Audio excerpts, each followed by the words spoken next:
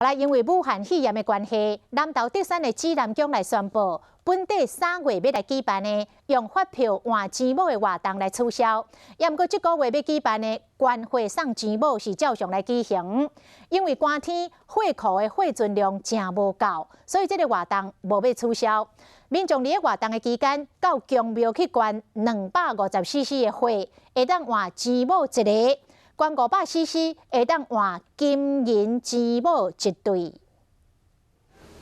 管会车内面座位拢全满啊，护理师不用帮民众抽血，外面嘛摆真侪人等要捐血。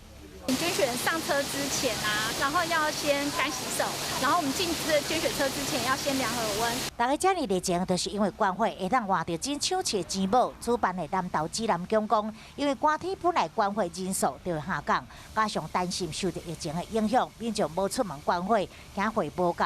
因此，虽然有取消发票换钱母活动，但是捐血换钱母照常举办。就是这捐血哈，因为在指南宫来捐血的人数比我们预估的多了1倍以上，刚到3台车来，大概一天都500-600袋，等于都爱500的这个钱母哈。